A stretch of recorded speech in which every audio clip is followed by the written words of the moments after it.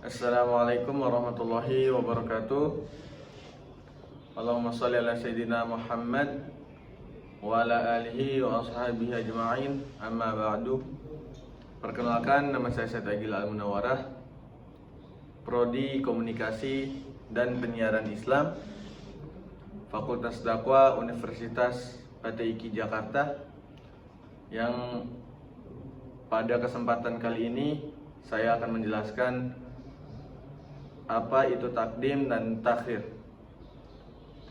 Langsung saja, pengertian dari takdim dan takhir yaitu takdim berasal dari kata qaddama, yang berarti mendahului, menyegerakan. Kemudian kata qaddama mengalami perubahan wazan dengan menambahkan suatu huruf pada ain fiilnya dengan cara mentasdidkannya, sehingga mengalami transformasi makna dari mana mendahului atau menyegerakan menjadi mendahulukan, mendatangkan, memilih atau lebih menyukai. Kemudian pengertian dari takhir. Takhir ini berasal dari kata akhara, yang merupakan antonim dari kata takdim. Kata juga mengalami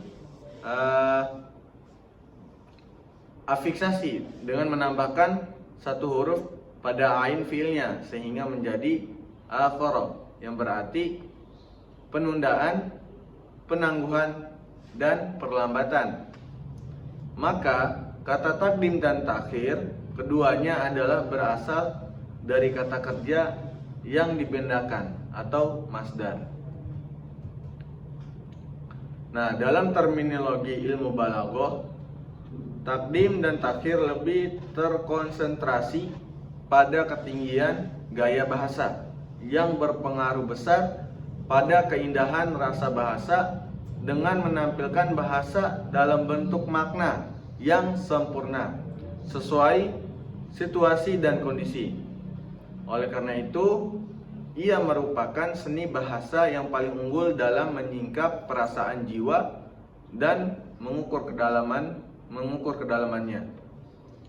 Takdim dan takhir yang dimaksudkan dalam kaidah ini adalah mendahulukan atau mengakhirkan satu lafaz atau ayat yang satu dari satu lafaz atau ayat yang lain, atau memposisikan suatu lafaz sebelumnya posisinya yang asli atau sesudahnya untuk memperlihatkan kekhususan atau keutamaan dan urgensi dari lafaz tersebut.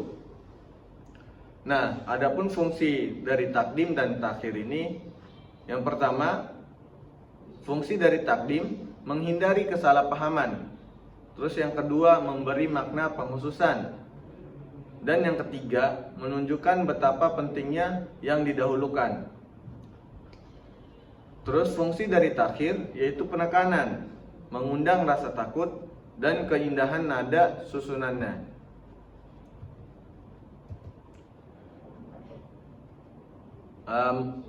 Fungsi pertama, menghindari kesalahpahaman. Dalam Quran surah Ghafir ayat 28 yang berbunyi Bismillahirrahmanirrahim.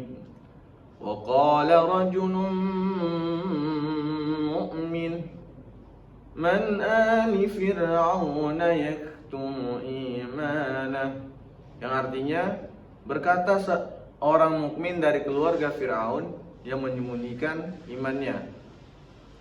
Quran surah Ghafir ayat 28, yang artinya yang dimana maksudnya, seandainya kalimat Fir'aun diletakkan sebelum kalimat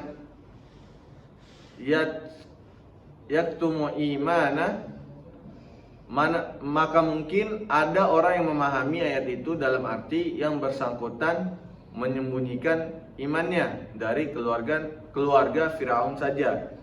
Sedangkan apa yang dimaksud di sini adalah menyembunyikan dari siapapun. Lanjut, memberi makna pengkhususan seperti Iyyaka na'budu wa iyyaka nasta'in. Jika ayat ini diterjemahkan tanpa memperhatikan penempatan objek, hanya sekedar pengetahuan tentang makna kata demi kata, maka bisa saja ada yang menerjemahkannya dengan engkau yang kami sembah dan kepadamu kami memohon pertolongan. Tetapi yang menyadari sebab didahulukannya objek pada ayat itu sebagai mengandung makna penghususan, maka dia akan menerjemahkannya dengan hanya kepadamu kami beribadah dan hanya kepadamu kami memohon pertolongan, yakni bukan kepada selain engkau ya Allah. Lanjut menunjukkan betapa pentingnya yang didahulukan, seperti di dalam surah Al-A'raf ayat 140, qala aghairallah ya'bagikum ilaha wa huwa faddalakum 'alal 'alamin. Seperti ucapan Nabi Musa alaihissalam yang direkam Al-Quran ketika menghadapi kaumnya yang meminta agar dibuatkan pula berhala untuk disembah sebagai Tuhan. Nabi Musa pun berucap, Musa berkata kepada kaumnya, apakah kau mencarikan untukmu Tuhan selain Allah? Padahal dialah yang telah melebihkan kamu atas segala umat. Lanjut, yaitu penekanan seperti a'anta qulta linnas sittakhizuni wa ummi ilaihi min dunillah. Seperti firman-Nya dalam Quran surah Al-Maidah ayat 116 yang bermaksud menekankan tentang siapa pelakunya. Nah, apakah yang artinya itu, apakah engkau mengatakan kepada orang-orang, jadikanlah aku dan ibuku sebagai Tuhan selain Allah, sebagai dua Tuhan selain Allah. Mengundang rasa takut, seperti wa idzal jahimu su'irat, dan apabila neraka jahanam dinyalakan, atau sebaliknya untuk mengundang kerinduan seperti lanjutan ayat di atas, wa idzal jannatu uzlifat. Lanjut ke fungsi selanjutnya, keindahan nada susunannya, seperti di dalam surah Al-Haqqah ayat 30 sampai ayat 32, zuhu fagullu summal jahima sallu summa fi silsilatin dzarruha sab'una dzira'an fasluku. Allah berfirman, tangkap dia, lalu belenggu tangannya ke lehernya, kemudian masukkan dia ke dalam neraka jahim, kemudian belit dia dengan rantai yang panjangnya 70 hasta. Nah, jadi kesimpulan dari kaidah takdim dan takhir tadi yaitu takdim dan takhir adalah salah satu dari sekian banyak cara untuk memahami isi dan rahasia kandungan Al-Quran.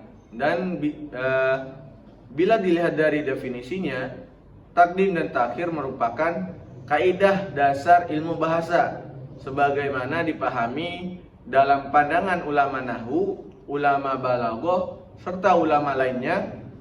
Menurut ulama nahwu, sebagaimana diungkapkan oleh Mustafa Al-Galayini, bahwa takdim dan takhir adalah mendahulukan kedudukan mubtada sebagai muhkum alaih dan mengakhirkan khabar sebagai mahkum bih.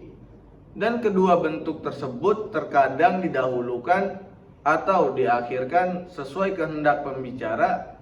Sedangkan menurut yang lain seperti ulama balaghah dan tafsir misalnya Az-Zarkashi, bahwa takdim dan takhir merupakan gaya bahasa uslub yang lebih mementingkan pemakaian kata-kata atau kalimat sehingga menjadi susunan kalimat yang indah dan menarik.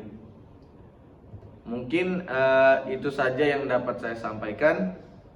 Kurang dan lebihnya saya mohon maaf.